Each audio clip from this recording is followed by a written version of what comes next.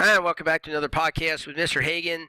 And on this podcast, we're going to continue looking at price indexes. So in a previous video, we set this up and we said the definition, the formula to calculate a price level is we take the cost of a market basket in some current year divided by the cost of that same exact market basket in some previous year called the base year. In fact, all years will get compared back to the base year. So let's take a look at how to do this.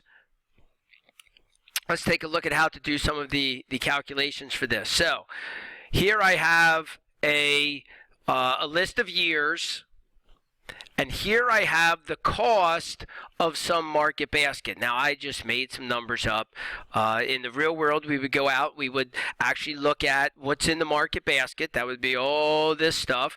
We'd go look at what's in the market basket, and we'd keep that constant from year to year to year. We'd say, okay, here's all that stuff that's in the market basket, and then let's see how much it costs in different years. So that's what I'm doing here. I have some simple market basket. I'm not really talking about what's in the market basket. It's filled with whatever things. That's not the focus at the moment.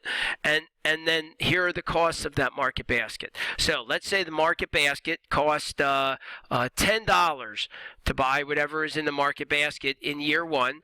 And then let's say it costs $20 in year two and $25 in year three, and so on we go. So that's the cost of the market basket. And this data would all be collected by economists and statisticians and so forth for all the goods in the United States in our example. And so now what we want to do, we're now economists, and this data has been given to us. And what we want to do is from that price level is we want to calculate what is called the price index. So the price index, as I said, the price index is calculated by taking, let me just move this down a little bit, sorry about that. The price level is calculated by taking the cost of the market basket in the current year divided by the cost of the market basket in the base year. So the first thing I got to do is I got to define some year as the base year. So I'm going to make the base year, sorry about that again, I'm going to make the base year be year one. So I'm going to label that. That's going to be my base year. That's the year all other years are going to be compared to. So to calculate the price index in year one, I'm going to take the cost of the market basket in the current year that we're studying, and that's year one. So the cost this year for the to buy everything in the market basket was $10. That cost for the current year is $10, and then to buy that same market basket in the base year is also $10, and that's because the current year and the base year happen to be the same year, which is year one, the year that we're looking at. And then you multiply that by 100. And so your answer, your price index for year one would be 100. And in fact, you could make note of this to yourself. It will always be the case that the price index in the base year will always be equal to 100 because because the cost in the current year is going to be exactly the same as the cost in the base year because they're the same year. Now, let's look at this for year two. In year two, the cost of buying the goods in the market basket increases to $20.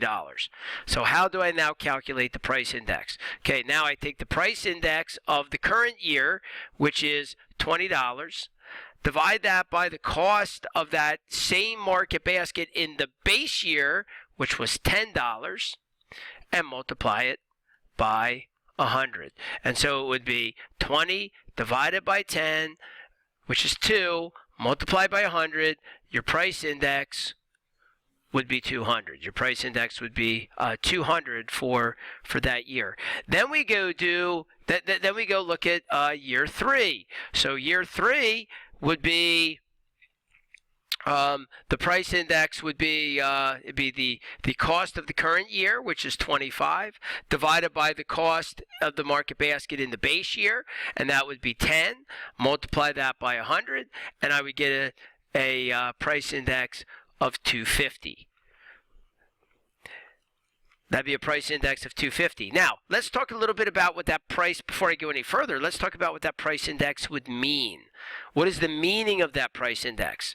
So to understand what that price index means, we take what we want to know is what is the percent change in prices since the base year. That's the meaning. What is the percent change in prices since the base year? So to get that, all we do is you take the price index and subtract away 100.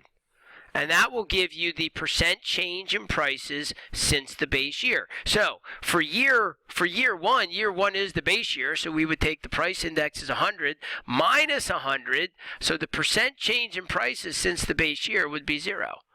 Okay, there was no change since the base year, and that makes sense because the current year is the base year. Obviously, there's no change. Let's look at year two. Year two, prices went up. The price index went up to 200. So what would be the meaning of that? Well, we would take 200 minus 100, the price index of 200 minus 100, and we would get 100%.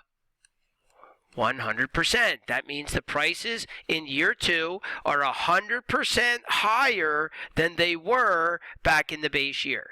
They're 100% higher than they were back in the base year. Let's do that again for year three. Year three, the price index is 250.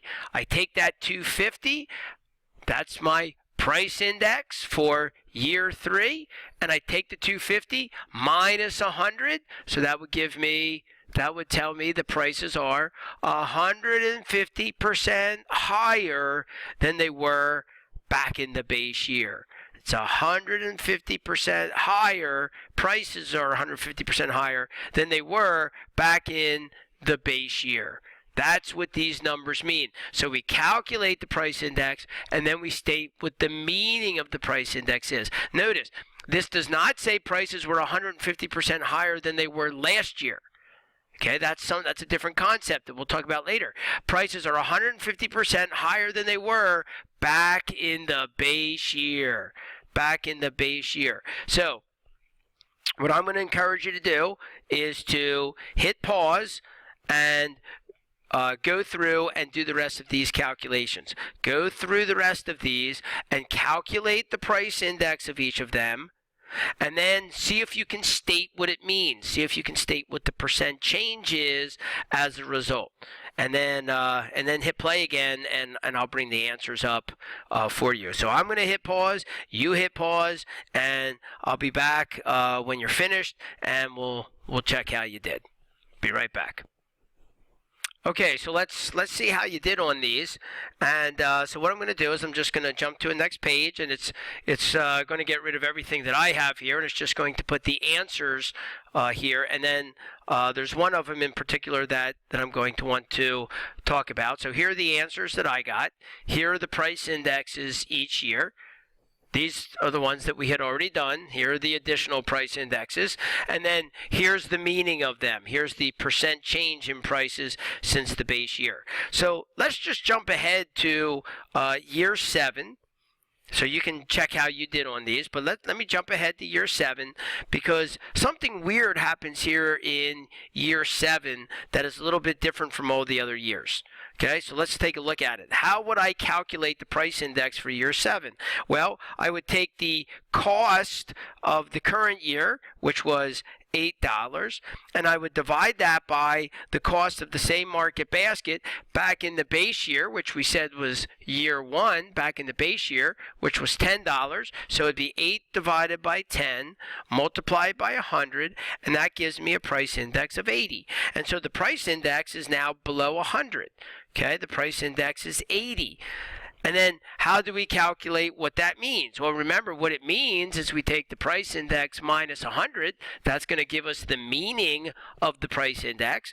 So I take 80, which is the price index for year 7, and I subtract 100 away from that, and I get an answer of negative 20. So what does that mean?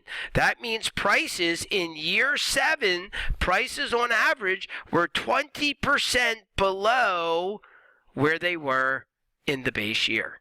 Okay, prices in year 7 were 20% below where they were back in the base year, okay? So that's the meaning of these numbers. So hopefully you did okay with those calculations. I'm going to stop there. We'll talk more about this on another podcast. Thanks for joining me. This has been Mr. Hagan, and we'll see you on the next podcast.